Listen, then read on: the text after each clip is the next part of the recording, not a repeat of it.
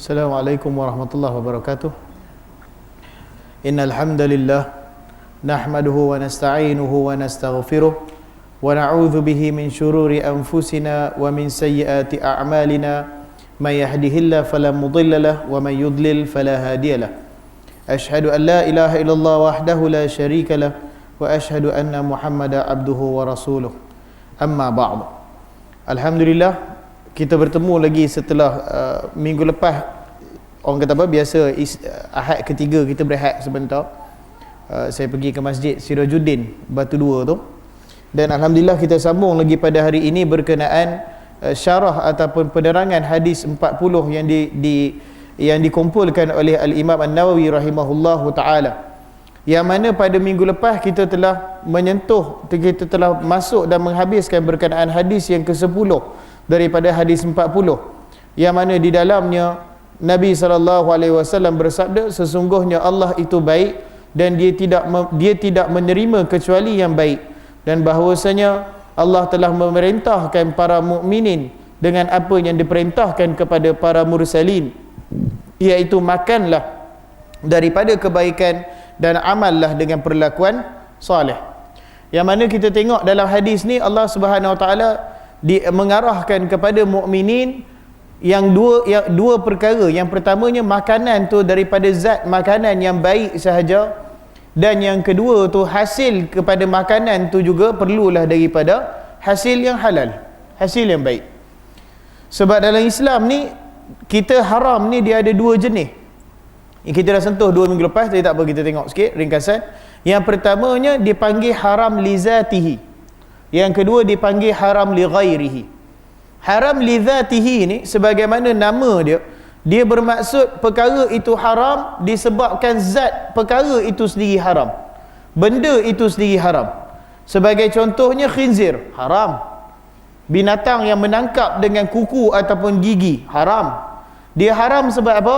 Sebab binatang-binatang itu sendiri telah diharamkan oleh Allah Subhanahu Wa Taala. Yang ini kita panggil haram li zatihi, ataupun haram disebabkan zatnya sendiri itu diharamkan oleh Allah Subhanahu Wa Taala. Kemudian yang keduanya, kita ada haram li ghairihi. Haram li ghairihi maksudnya zat tu sendiri pada asalnya halal, tetapi dia jadi haram disebabkan perkara yang lain. Sebagai contoh apa dia? Ayam. Ayam asalnya halal, betul tak? Ayam yang disembelih dengan nama Allah, cukup syarat sembelihan dia halal. Maka dari segi zatnya ayam itu sendiri halal, tak ada masalah. Tapi dia boleh jadi haram kalau ayam tu merupakan ayam yang dicuri. Jadi dia jadi haram li ghairihi. Sebab apa? Sebab haram tu bukan sebab zat ayam tu sendiri haram, bukan. Tapi sebab ayam tu masruk, ayam yang dicuri. Dan curi itu haram di dalam Islam. Sama juga seperti konsep anak. Anak pada asalnya halal, tak ada masalah. Tapi anak zina dia jadi haram. Sebab apa? Sebab haram li ghairihi. Disebabkan tidak ada pernikahan yang sah, maka kita kata anak tu, dia kata anak zina, nak haram lah kita kata. Bukan anak yang dilahirkan daripada ikatan pernikahan yang halal. Maka halal haram dalam Islam ni, haram tu dia ada dua, iaitu haram li zatihi dan juga haram li ghairihi. Dan disebut oleh Nabi SAW di dalam hadis yang kita sentuh 2 minggu lepas, dia punya maksud dia kedua-duanya sekali. Maksudnya biarlah yang pertamanya dia punya makanan yang kita makan tu adalah makanan yang halal. Sebagaimana yang baginda sabda di dalam hadis yang lain bahawa seorang manusia bermusafir, yang mana panjangnya musafir sehingga rambutnya kusut masai, dan dia tak jumpa air, tak jumpa sumber air. Dia berdoa kepada Allah Subhanahu Wa Taala, ya Rab, ya Rab, minta diturunkan air. Walhal kata Nabi SAW, dia punya pakaian adalah daripada hasil yang haram, dia punya makanan adalah daripada yang haram, dia punya minuman adalah daripada yang haram. Maka Allah Subhanahu Wa Taala enggan menunaikan permintaannya. Jadi kita kata sumber yang haram ni bukan saja Islam larang, malahan antara penyebab tertolaknya doa adalah daripada hasil yang haram. Maka Ibnu Utsaimin ketika menerangkan hadis ni, dia kata hadis ni ada dua maksud. Yang pertama, barangkali maksud dia kawan ni memang dia duk makan benda yang haram, perkara yang Allah haramkan, khinzir ke umpamanya, ataupun makanan-makanan sebagainya yang telah diharamkan oleh Allah Subhanahu Wa Taala, dan dia minum daripada perkara yang haram, umpamanya khamar ataupun arak. Dan boleh jadi juga maksudnya adalah yang kita sebut kedua tadi, haram li ghairihi, iaitu haram disebabkan yang lain. Mungkin dia punya makanan tu makanan yang halal dah, tapi harta yang dia dapat untuk beli makanan tu harta yang haram. Harta daripada rasuah umpamanya, dia jadi harta yang haram lah. Jadi bila dia beli makanan tu, dia jadi makanan yang hasil dia daripada hasil yang haram. Itu pun dia boleh jadi dia punya maksud dia. Maka pada hari ini kita akan tengok hadis yang ke-11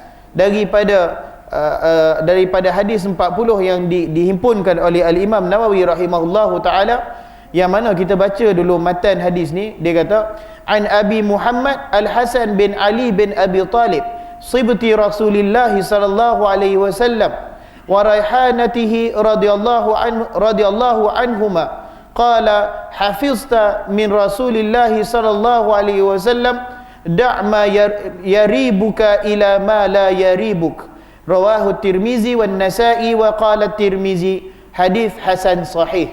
Kita tengok dulu maksud dia. Nanti dari segi apa, pecahan-pecahan hadis kita akan tengok satu-satu insya-Allah. Daripada Abu Muhammad Al-Hasan bin Ali bin Abi Talib, yang merupakan cucu Rasulullah sallallahu alaihi wasallam, beliau mengatakan bahawa telah terpelihara, iaitu kata-kata daripada Nabi sallallahu alaihi wasallam, bahawasanya baginda bersabda, tinggalkan apa yang ragu-ragu bagi kamu dan buat hijrahlah, tujulah kepada perkara yang kamu tidak ragu-ragu di dalamnya. Jadi perkara ni merangkumi ke semua, sebagaimana kita kata Ibn Utsaimin, kita akan tengok sebentar lagi. Ibn Utsaimin kata yang ni daripada jawami'ul kalam Nabi sallallahu alaihi wasallam. Jawami'ul kalam ni di antara keistimewaan kata-kata Nabi sallallahu alaihi wasallam, yang mana dia boleh berkata sesuatu yang pendek tetapi maksud dia dalam dan merangkumi banyak perkara. Bukan sahaja di dalam bila dikata tinggalkan perkara yang kamu tak pasti, tuju kepada perkara yang kamu tak ragu-ragu, yang memang kamu pasti. Bukan saja dalam bab makanan, bahkan dalam ibadah, bahkan dalam akidah pun perkara yang sama juga. Kalau umpamanya orang tanya solat sekian, yang mana solat tu hasil dia daripada hadis yang dhaif umpamanya, dan ada solat lain yang kita dapati daripada hadis yang sahih, maka apa kaedah yang Nabi ajar? Ambil yang sahih tu, sebab yang sahih tu adalah perkara yang kamu dah pasti. Tinggalkan perkara yang tak pasti. Itu di antara dia punya dia, orang kata nanti kita akan tengok. Adapun daripada awal, kalau kita tengok daripada Abu Muhammad, siapa dia? Al-Hasan bin Ali bin Abi Talib.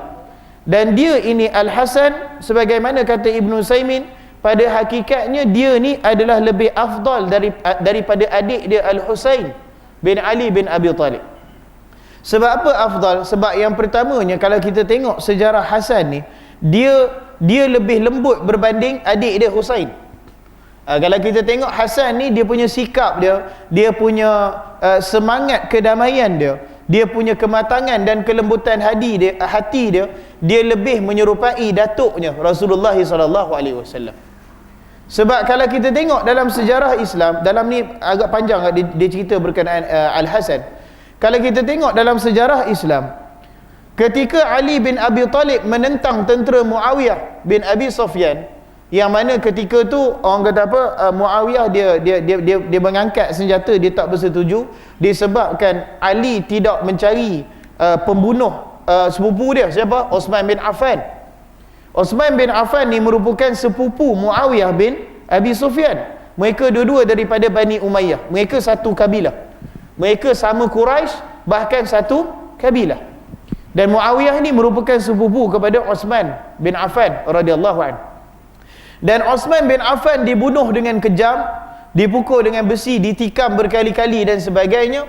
Namun sedemikian tidak ada seorang pun yang tampil ke depan dan mengakui aku membunuh Osman. Sebab selalunya ketika tu kalau orang bunuh, dia mengaku aku bunuh. Tapi dalam bab Osman ni tak ada seorang pun yang keluar dan dia kata aku bunuh Osman, aku pembunuh Osman. Tak ada orang mengaku macam tu. Maka sedemikian terjadi perselisihan di antara Ali bin Abi Talib yang diberikan bai'ahnya menjadi khalifah. Dan Ali ni dia punya ijtihad dia bahawa dia nak ke semua para sahabat memberikan bai'ah kepada dia, baru kita akan cari siapa pembunuh Osman. Tapi Muawiyah dia pandang lain. Dia punya beran sebab apa? Sebab Ali ni tak cari lagi pembunuh Osman, malahan sehingga akhir pemerintahan dia pun memang Ali gagal mencari pembunuh Osman, memang tak dapat cari. Sampai sekarang lagi masih menjadi satu misteri. Betul-betul siapa yang bunuh ni, siapa dia, masih lagi menjadi misteri sehingga sekarang. Dan Muawiyah ni dia berpandangan bahawa kita cari dulu, dia minta kepada Ali, kita cari dulu pembunuh Osman, baru aku berikan bai'ah kepada Ali bin Abi Talib. Maka terjadilah perselisihan dekat situ, lalu berlakulah peperangan Siffin. Dan di dalam peperangan Siffin ni kalau kita tengok, Al-Hasan bin Ali bin Abi Talib dia tak bersetuju dengan keputusan Ali bin Abi Talib. Sebab apa? Sebab sebelum tu dah jadi perang Jamal lah dengan tentera Aisyah radhiyallahu anha. Dan sekarang ni nak berperang pula dengan sesama umat Islam. Al-Hasan adalah di antara orang yang dia pergi berjumpa dengan ayah dia. Dia kata dia tak setuju perang macam ni. Sebab banyak lagi cara lain yang boleh buat, di antaranya masih lagi boleh membawa kepada perbincangan, dia kata. Dan benar, pandangan saya benar yang dikatakan oleh Al-Hasan ni, sebab orang Islam lebih banyak kehilangan pemuda-pemuda Islam pada peperangan Jamal dan Siffin berbanding dengan mana-mana peperangan pembukaan kota-kota di luar kawasan Mekah dan Madinah. Lebih ramai orang mati masa tu. Sebab apa? Yang pertamanya sebab kuat lawan kuat, dua-dua kuat. Orang Islam tentera kuat, bukan tentera penakut macam Israel tu. Orang Islam tentera kuat. Yang pertamanya kuat lawan kuat. Yang kedua sebab orang Islam lawan orang Islam. Pihak yang menang tu orang Islam, yang dibunuh tu orang Islam, yang membunuh dan terbunuh tu dua-dua orang Islam. Ini yang kita kata yang menang jadi yang menang jadi arang, yang kalah jadi abu. Jadi bertembung sama sendiri. Lebih banyak pemuda Islam syahid ketika itu berbanding dengan pembukaan luar-luar kota di luar Mekah dan Madinah. Maka Al-Hasan dalam pandangan dia tak berapa setuju kalau nak perang sedemikian. Tapi perkara tu terjadi juga, tapi perang Siffin tak terjadi lama, masih juga melibatkan gugurnya nyawa anak-anak orang Islam. Dan di dalam perkara inilah sabda Nabi SAW kepada Al-Hasan yang disebut dalam hadis ni, bahawasanya Al-Hasan kata suatu ketika dia kata, aku duduk bersama Nabi SAW, aku berdiri ketika baginda sedang memberikan khutbah. Hadis ni menunjukkan masa Nabi khutbah, cucu dia ada duduk kat sebelah dia, tak ada masalah. Menunjukkan apa dia? Di antara perkara dalam Islam ni adalah di antara sunnah kita memperamaikan, kita memperbanyakkan generasi seterusnya mai kat masjid.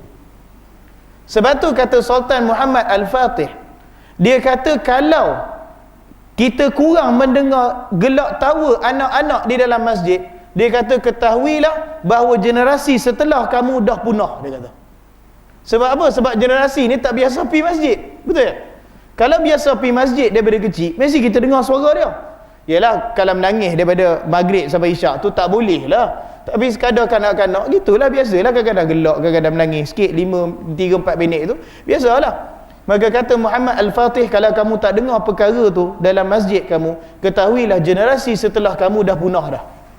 Sebab tu kalau kita tengok perkara ni, kalau kita nak sentuh sikit, kalau kita tengok perkara ni, orang Arab kita tengok, kalau tuan-tuan pergi dekat Universiti Islam Antarabangsa tu, orang Arab memang lekat dengan solat. Betul?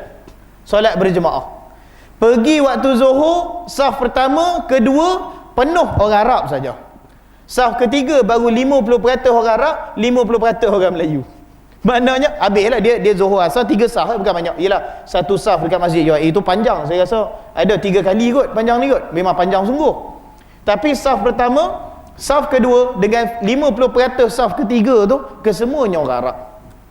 Lekat dengan solat berjemaah.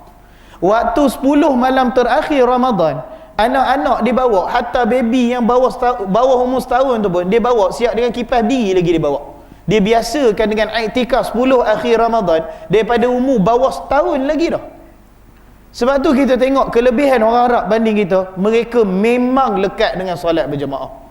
Kalau mereka pindah negeri mana-mana, perkara pertama mereka tanya mana masjid dulu.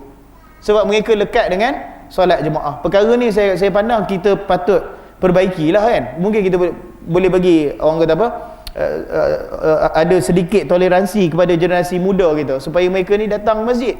Kalau kita garang sangat main pakat tak datang, itu yang jadi seperti Muhammad Al-Fatih sebut tadi. Ala kulli hal, nak menyebut perkara ni bahawa Nabi SAW sedang berkhutbah dan di sisinya ada Al-Hasan.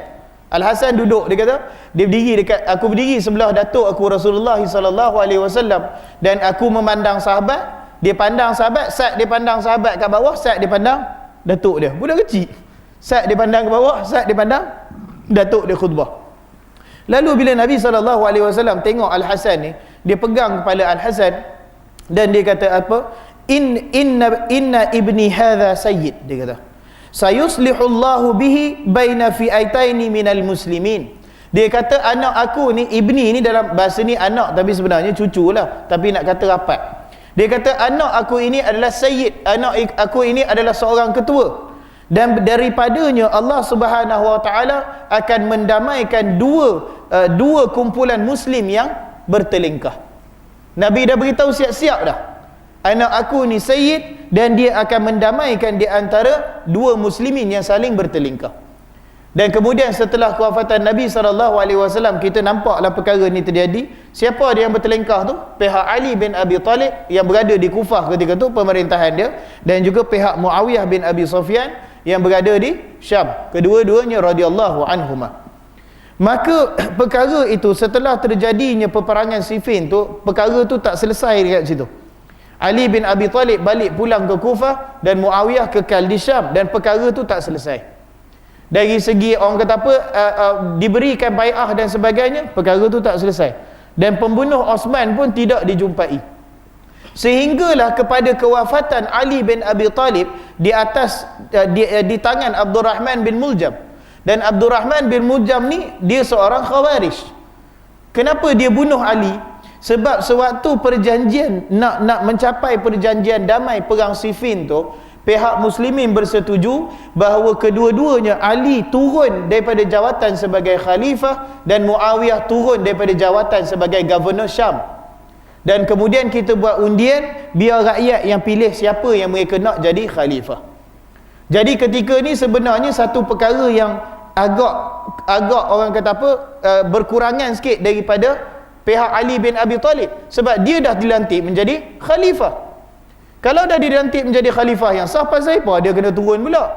Yang ni sedikit kekurangan dari Ali bin Abi Talib. Dan dalam masa yang sama, Ali ni dia tak nak habiskan tentera Muawiyah. Dia tak nak serang bagi mati betul. Waktu Muawiyah ni dah nak kalah, tentera dia ajak berbincang dan Ali berhenti. Betul lah tindakan Ali tu.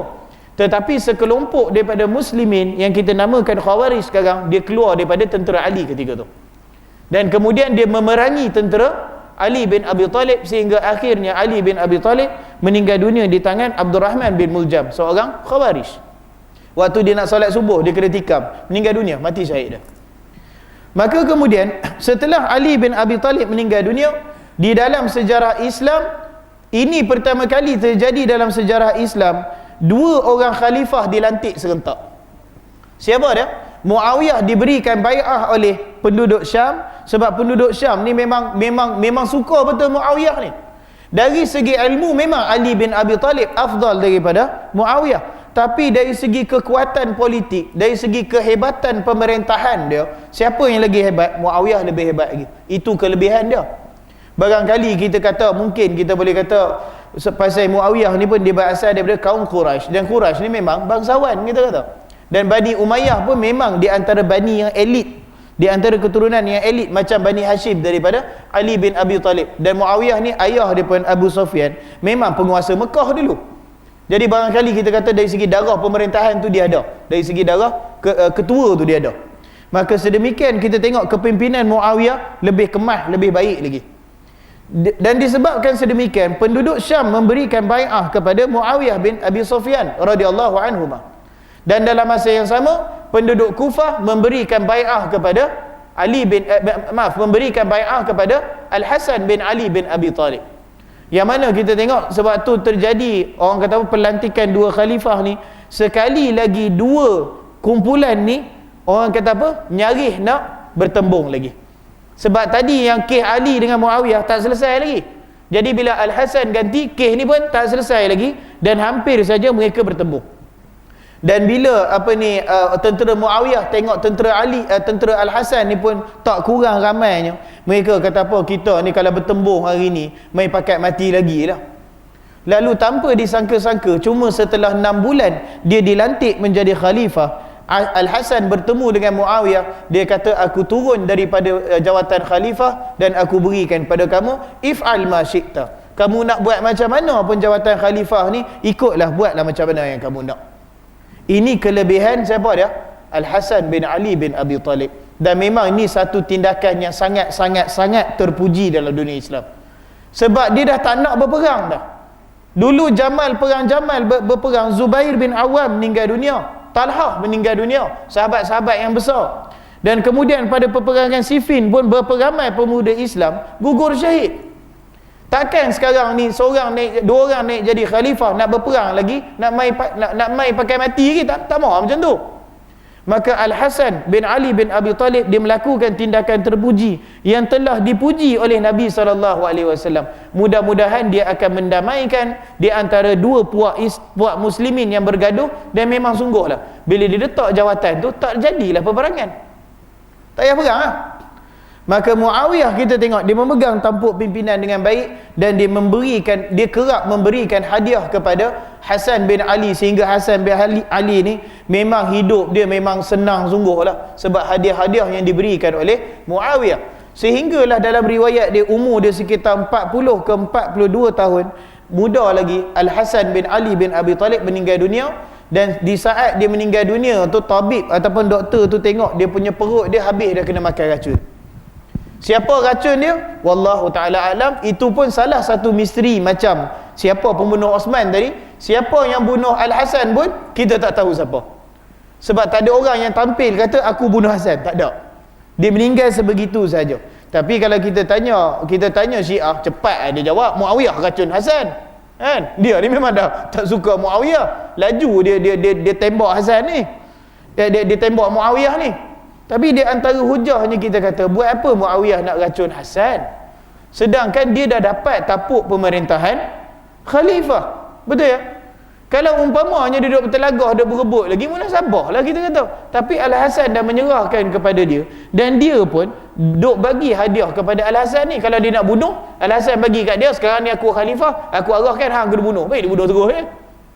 Jadi perkara ni salah satu misteri kenapa Al-Hasan. Dan ada kemungkinan juga, wallahu alam, kebarangkaliannya orang yang paling tak berpuas hati dengan Hasan disebabkan tindakan sebegini adalah Syiah juga sendiri. Sebab tu kalau tuan-tuan dan puan-puan tengok Syiah ni, dia duduk bising Husain, bukan Hasan. Sebab apa Husain? Sebab Hasan pergi bagi tapuk pemerintahan khalifah, dia beri kepada Muawiyah, dia marah. Waktu Al-Hasan beri kepada Muawiyah tu, depa ni semua pi jumpa dengan Al-Hasan. Dia kata, anta lasta bi amiril mu'minin. Dia sebut pada Hasan, cucu Nabi tu. Dia kata, hang ni bukannya amirul mu'minin, anta mudhillul mu'minin. Dia kata, hang ni penconting arang ke muka muslimin.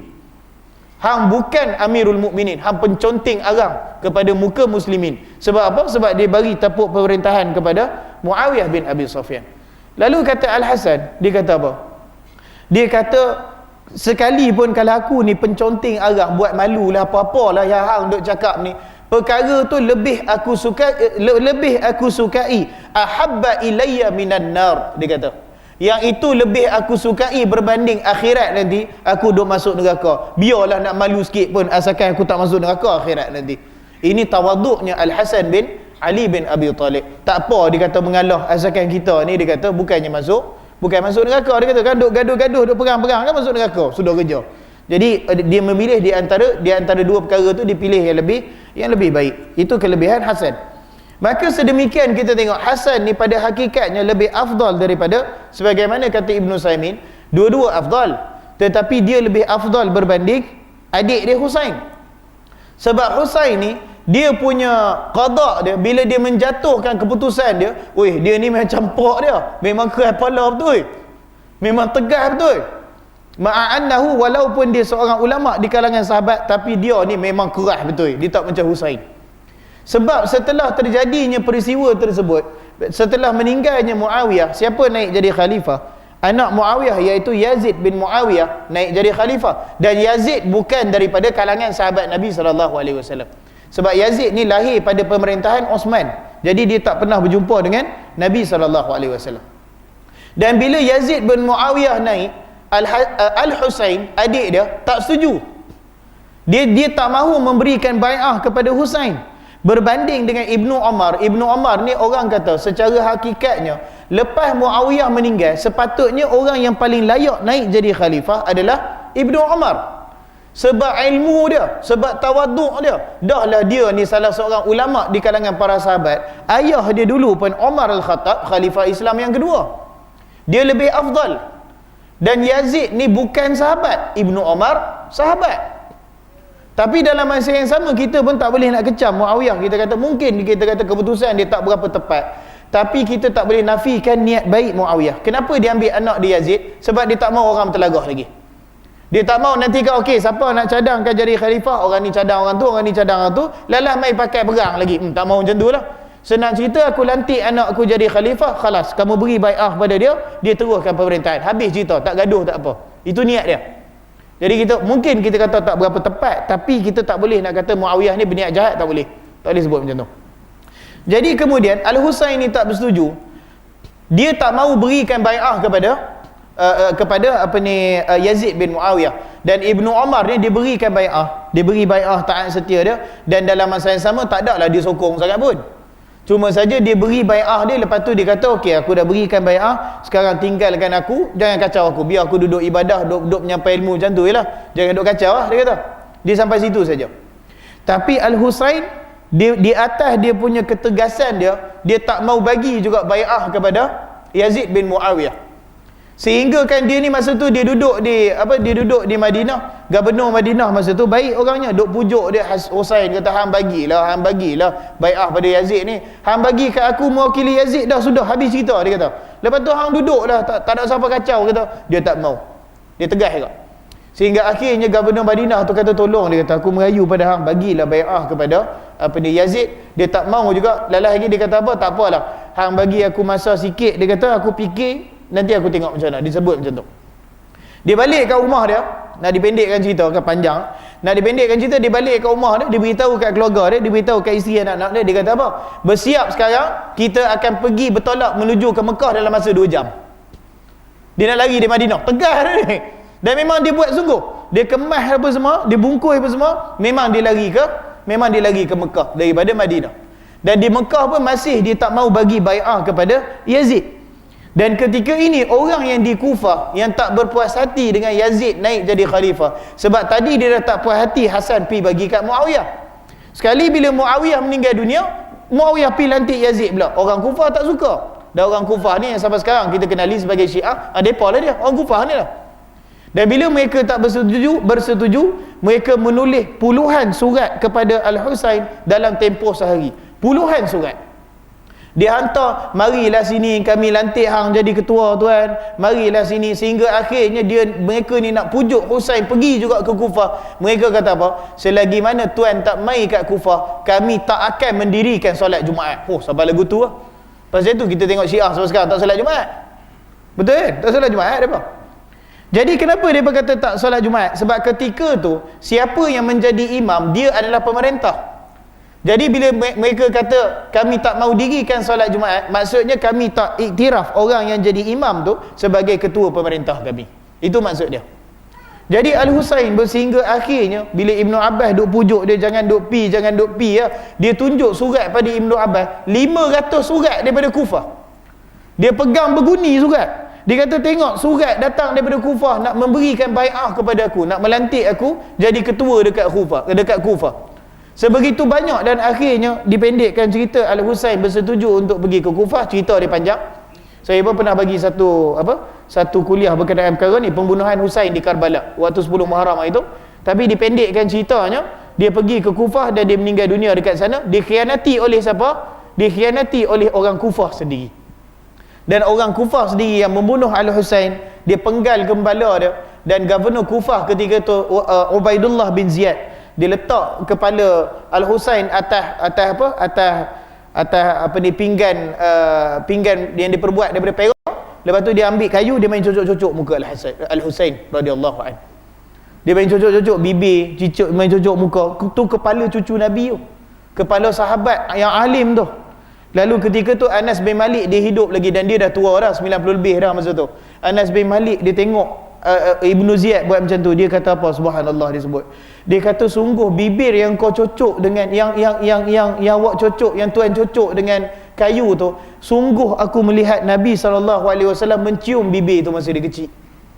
Sampai macam tu sekali lah. Dan wallahu ta'ala alam, orang kata apa, kafarah daripada Allah, balasannya daripada Allah. Ubaidullah Ibnu Ziyad pun kemudiannya di dalam kehidupannya dia pun dipenggal, dan kepalanya pun diletakkan di atas diletakkan di atas apa ni, pinggan perak juga. Perkara sama yang dibuat kepada Al-Husain, cucu Nabi SAW.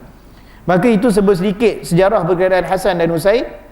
Orang kata apa, sebab selalunya perkara mengenai Hasan dan Husain ni, kita lepas wafat Nabi kita tak dengar cerita mereka kan. Kita tengok senyap macam tu kan, kita pun tak tahu mereka ni jadi macam mana, apa, selalu kurang dikongsikan. Jadi saya rasa orang kata apa, elok jugalah kalau kita dedahkan, orang kata apa, sedikit berkenaan sejarah Hasan dan Husain, anak Ali bin Abi Talib. Dan sebagaimana disebut dalam ni, sibti Rasulillah.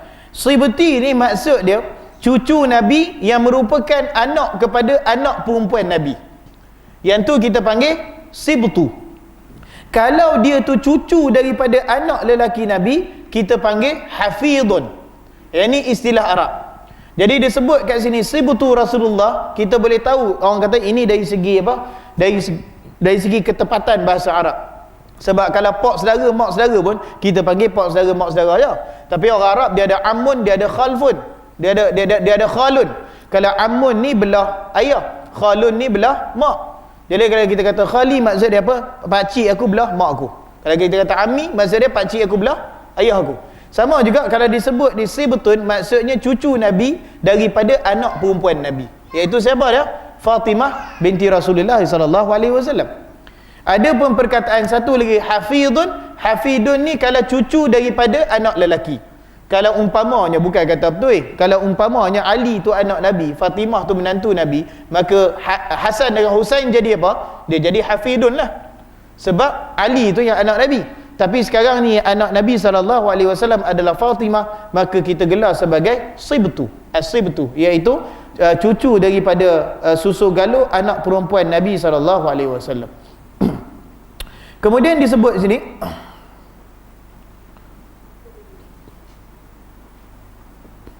disebut bahawa Hasan dan Husain ni adalah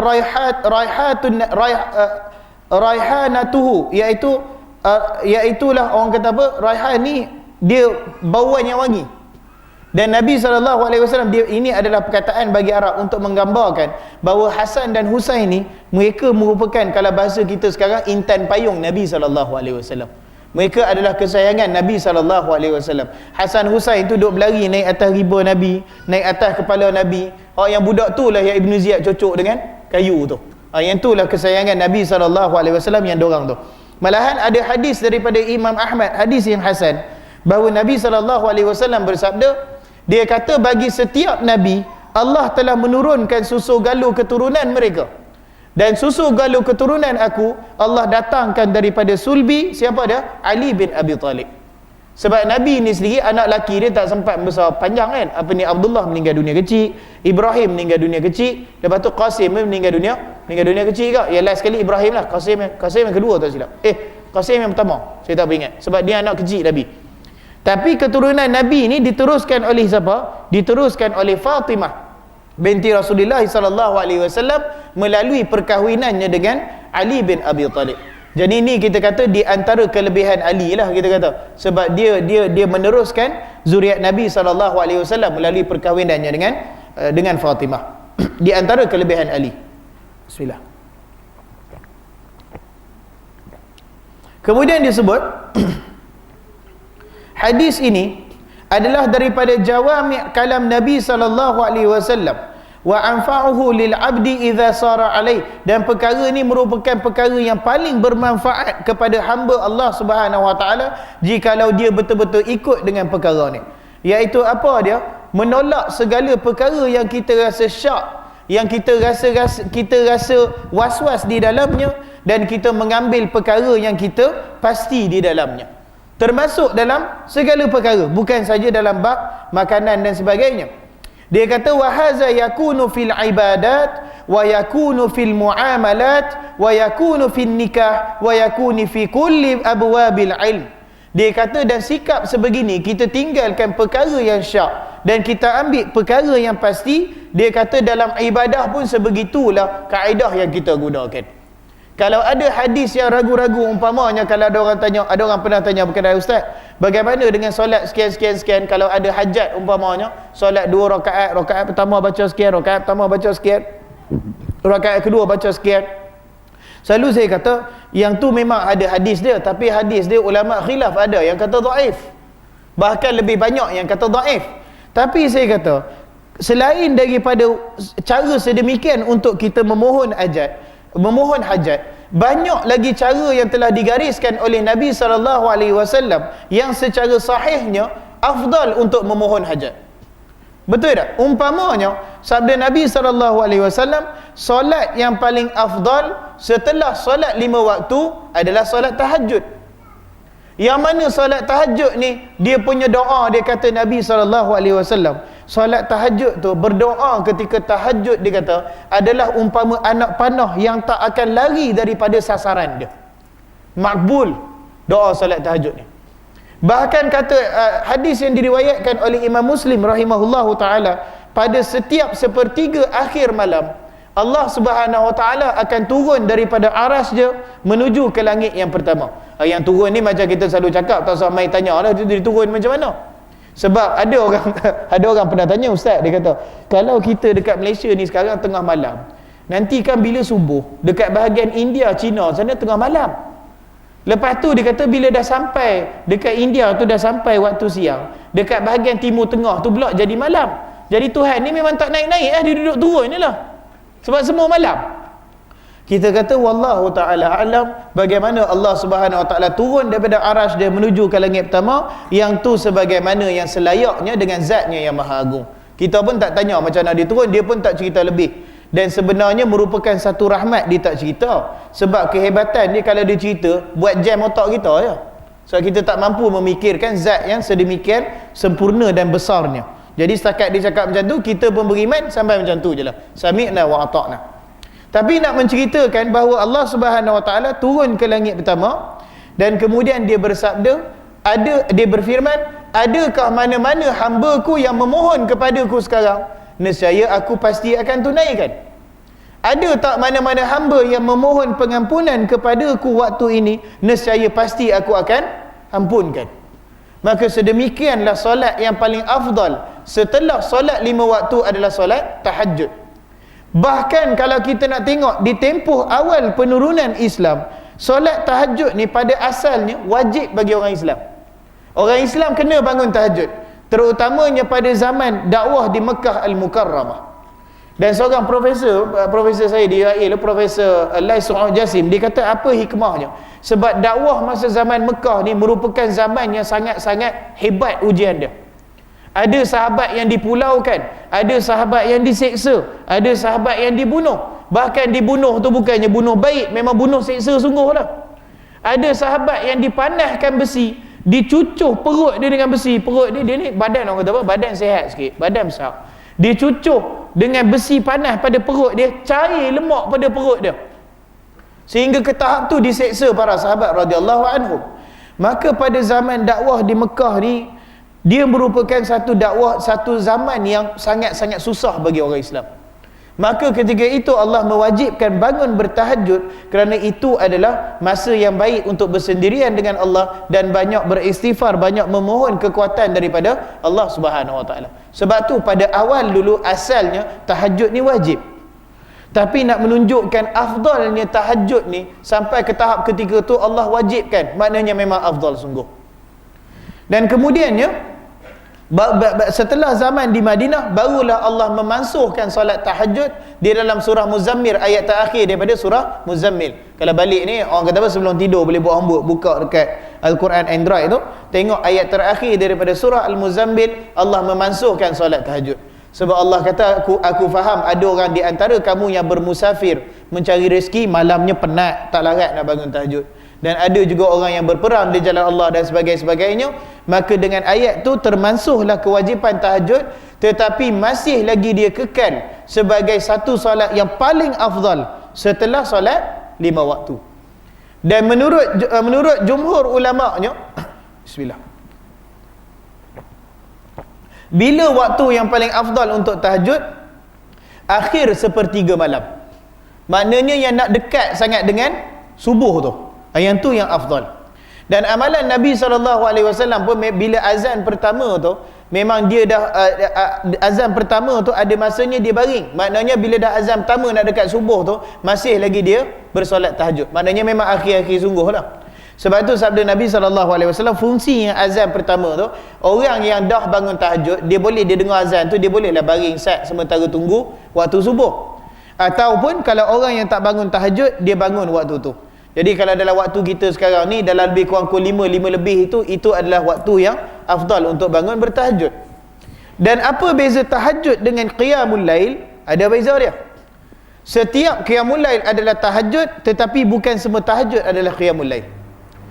Tahajud ni solat tu sendiri, iaitu kita solat 2 rakaat. Nabi SAW sebagaimana yang dikatakan oleh Imam Ahmad Ibn Hanbal, Nabi solat 11 rakaat. Maknanya 2, 8, kemudian dia buat witir 3 lah, 11 rakaat. Macam kita buat apa? Macam kita buat tarawih tu. Itu daripada amalan Nabi SAW. Dan itu solat dia sendiri dipanggil tahajud. Kalau kita dah solat, umpamanya kita solat barangkali 2 rakaat, lepas tu kita buat witir, contohnya 3 rakaat, dan setelah habis 5 rakaat tu kita tak tidur, kita buka Quran, kita baca Quran sementara menunggu subuh, contoh. Yang tu qiyamul lail. Sebab apa? Sebab qiyamul lail ni dia mendiri, menghidupkan malam. Selain daripada kita bertahajud, dah habis tahajud tu, kita duduk baca Quran juga. Dan disunatkan ketika qiyamul lail dinyaringkan bacaan. Yang ni pun salah satu, kita kata apa? Salah satu adab dalam Islam. Kalau di masjid, eloknya kita nyaringkan bacaan ke ataupun kita perlahankan bacaan? Kita perlahankan. Sebab apa? Sebab ada sahabat kita yang sedang, yang tengah solat, jangan ganggu dah. Sekali lagi dia dengan duduk sebelah nak solat sunat ke apa, kita duduk baca macam qariah kat sini, wala, tak boleh ganggu kawan sebelah ni. Maka itu hadis yang disebutkan oleh Imam Muslim, kalau kamu baca Quran dekat masjid pun perlahankan bacaan kamu, jangan ganggu orang yang tengah solat. Tetapi ketika solat tahajud, disunatkan dinyaringkan bacaan. Sebab apa? Yang pertamanya, kalau jiran kita tu orang Islam, dia dengar kita baca Quran, dia tergerak hati untuk bangun sekali. Betul? Dia fikir jiran aku ni bagus bangun tahajud. Dah 2 hari aku dah dengar dia baca Quran kuat kan. Dia kata aku ni bila lagi duk malas-malas, kalau nak kira tak sedar dia baca Quran tu, aku dah sedar dah. Baik aku bangun sendiri, aku bangun sekali pun beribadah macam dia, dapat pahala ke kita. Dan yang keduanya, hikmahnya, lagi eloknya kalau jiran kita bukan orang Islam, ketika itulah jelas dia boleh dengar bacaan Al-Quran. Sebab Allah Subhanahu Wa Taala kata orang yang non muslim sebegini, yang tak memusuhi Islam, ada masanya dia tak masuk Islam pasal dia tak pernah dengar, bukan pasal dia tak mau. Dia tak pernah dengar. Berapa ramai orang yang bila dia dengar bacaan Quran tu hati dia lembut, dia mula bertanya berkenaan Islam dan sebagainya, dan akhirnya dia masuk Islam. Maka perkara sunatnya adalah kita menyaringkan bacaan kita ketika dalam solat tahajud, ketika qiyamul lail. Dan sebegitulah di sini diberikan contoh dia. Dia kata kalau contohnya di dalam ibadah, dia kata seorang lelaki yang dia dah ambil wuduk, kemudian dia solat, dan setelah dia solat tu dia ragu-ragu adakah wuduknya masih ada ataupun tidak. Benda ni pernah jadi tak pada kita? Maka kata Ibnu Utsaimin, dia kata fa in tawaddaa fa salatuhu sahihah, dia kata wa in lam yatawadda fa salatu batilah wa baqiya fi qalb. Dia kata kalau daripada awalnya, yang pertama sebelum dia masuk masjid tu memang dia pasti dia telah berwuduk, cuma saja dia tak berapa pasti lepas solat tu ada wuduk ke tak. Kalau dia syak sedemikian, wuduk dia masih dikira ada. Sebab apa? Sebab dia ragu-ragu. Jadi Nabi kata tinggal yang ragu-ragu, ambil yang pasti. Sebab tu kaedah dalam usul fiqh, syak tidak boleh dihapuskan, syak tidak boleh menghapuskan keraguan. Jadi dia punya kaedah dia sebagaimana disebut oleh Nabi SAW, kalau kita ragu-ragu, ambil yang pasti. Sedang cerita macam tu saja. Tapi kalau umpamanya kata Nabi SAW, tahu cakap, dia kata umpamanya kalau kamu dengar bunyi, buang angin kan. Kalau kamu dengar bunyi, ataupun kalau kamu tak dengar bunyi pun, kamu tiba-tiba ada bau saja. Yang tu barulah Nabi kata ulangi wuduk kamu. Jadi kata ulama, selagi mana tak ada bunyi, selagi mana tak ada bau, kita rasa ragu-ragu, pada dasarnya wuduk kita masih ada lagi. Ambil yang sedemikian lah. Yang tu lebih mudah untuk kita amalkan. Dan kemudian begitu juga dia bagi contoh, kadzalika aidan fin nikah, dia kata. Dan sebegitu juga kaedah ni kita gunakan di dalam nikah, dia kata. Sebagai contohnya, kalau seorang yang kahwin tu masa dia akad nikah, dia terima akad tu, kemudian dia berasa syak, adakah dua orang saksi nikah dia ni orang yang boleh percaya ke tak? Maknanya dah nikah dah selesai dah, tapi dia ragu-ragu takut kan hak dua orang yang jadi saksi ni bohong lah kan, bukan boleh percaya sangat. Jadi kita kata iza kana al-amru qattama wa intaha faqad intaha ala siha wa da'qal qal. Maka dia kata jika perkara tu telah selesai, dia kata kalau perkara tu dah selesai, dah akad nikah tu, dah terima akad nikah, maka perkara itu kita kata dia kekal di atas sah dia, di atas sihah, di atas terterimanya perkara tersebut, sehinggalah ada dalil yang sebegitu jelas mengatakan bahawa perkara sebaliknya. Macam wuduk tadi lah, pada asalnya kalau kita syak, kita ragu-ragu, dia kekal di atas hukum asal dia, maksudnya wuduk tu masih lagi sah. Sehinggalah ada tanda yang memang kita pasti batal wuduk. Sebab tu Nabi sebut kalau dengar bunyi ataupun kalau ada bau, maknanya yang tu pasti lah. Betul ya? Sama juga dengan nikah. Dia kata kalau umpamanya masa terima nikah tu, kata Ibn Utsaimin, kita rasa ragu-ragu, dua orang syahid ni boleh terima, saya pergi kan ada apa-apa, aku call mereka kata tak ada, aku tak tengok dia nikah. Sudah berat kerja lah jadi gitu kan. Maka kata Ibn Utsaimin, kalau nikah tu telah diterima, perkara tu kekal sebagai hukum asal dia, kita kata apa dia? Sah. Melainkan ada dalil yang sebegitu jelas yang menunjukkan bahawa dua orang saksi tadi betul-betul tak boleh dipercayai. Yang tu barulah kita ulang, panggil saksi lain, kita ulang balik. Tapi kena tanda yang jelas lah. Kalau umpamanya mungkinlah ketika tu syaitan bisikkan syak pada dia, maka kita kata dia masih lagi sah. Sehinggalah ada bukti jalil bukti yang sangat-sangat jelas. Kemudian begitu juga dikata dalam hal rada'ah.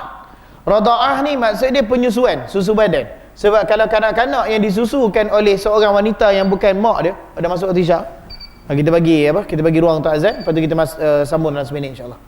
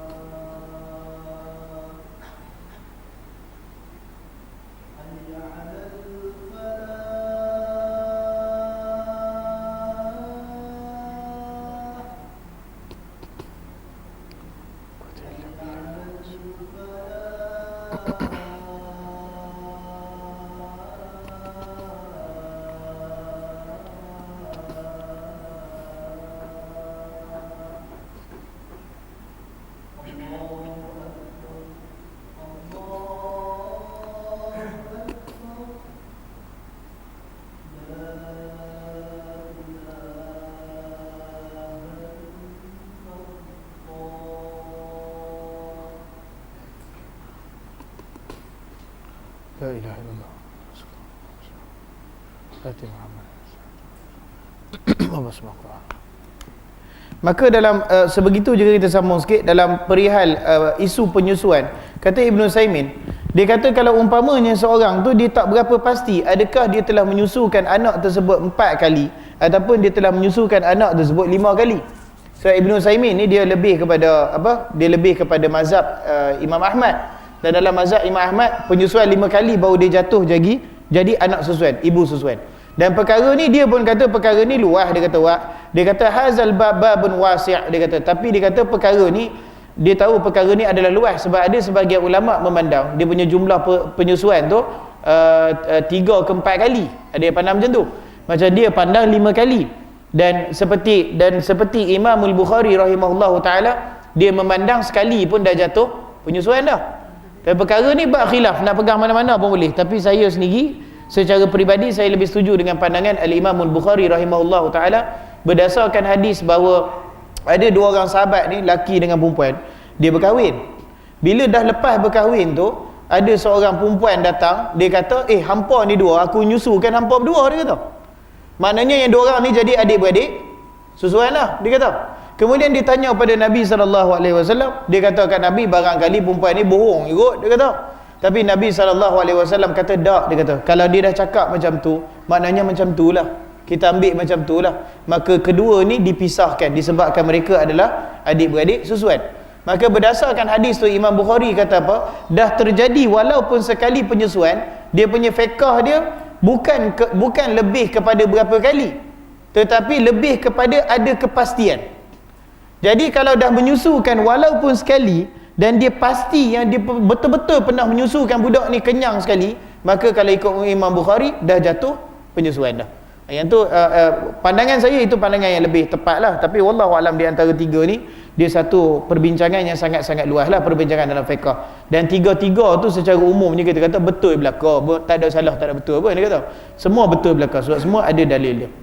Tapi dia kata kalau umpamanya dia kata seorang ni dia menyusukan, dia tak berapa pasti yang dia menyusu sama ada 4 kali ataupun 5 kali. Sebab kalau ikut mazhab dia 5 kali itu jatuh penyusuan lah, jatuh sebagai anak penyusuan lah. Tapi dia tak pasti 4 ke 5 kali.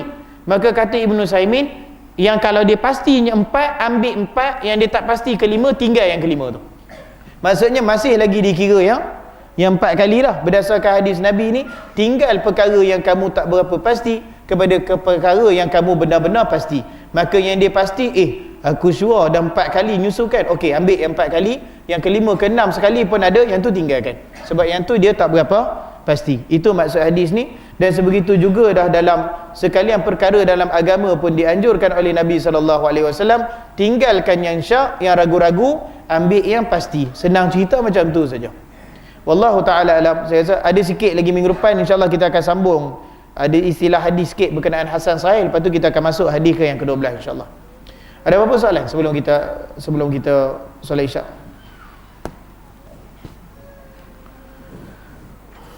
Ya.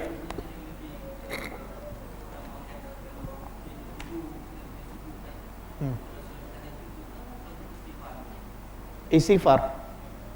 Mana kita lebih utamakan kalau hujung? Selagi mana kita tak dengar orang azan ataupun kita tak pasti waktu dah masuk, solat tahajud dulu boleh. Solat tahajud dulu boleh, selagi mana yang sempat kan.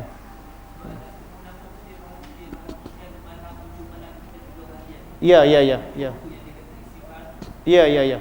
Memang dalam bab tu memang ada perbezaan dalam tu. Bahkan yang pukul-pukul berapa 1/3 tu pun, yang tu pun ada khilaf di dalam tu. Benda ni macam Ibn Saimin cakap, dia benda yang luas lah. Tapi bagi saya sekarang kita ni dah ada dengan Android apa semua, dia tak jadi masalah sangat pada saya. Sebab kalau kita bangun, kalau kita install application yang waktu solat tu kan, kita bangun, benda pertama kali kita tengok pukul berapa sekarang. Lepas tu tengok subuh masuk pukul berapa. Khalas, habis cerita. Kita tahu lah subuh dah nak masuk, ataupun kita nak istighfar, kita kata tengok dalam 1 minit 2 lagi, istighfar lah, tunggu. Ataupun kita bangun-bangun tengok ada 10 minit lagi, dan buat 2 rakaat solat tahajud. Macam tu lah. Ini alhamdulillah di atas kelebihan kita umat akhir zaman ni, kita banyak benda macam ni lah. Macam zaman Nabi dulu, dia bergantung pada azan kan, dia tak ada waktu, tapi kita dah ada waktu, kita gunakan lah perkara macam ni. Wallahu ta'ala. Baik, ada soalan lagi? Tak ada Okey, alhamdulillah. Kalau tak ada, kita akhiri dengan tasbih kafarah dan surah Wal-Asr. Wal-Asr. Subhanakallah. Wassallallahu ala Muhammad wa ala alihi wa sahbihi wasallam. Assalamualaikum warahmatullahi wabarakatuh.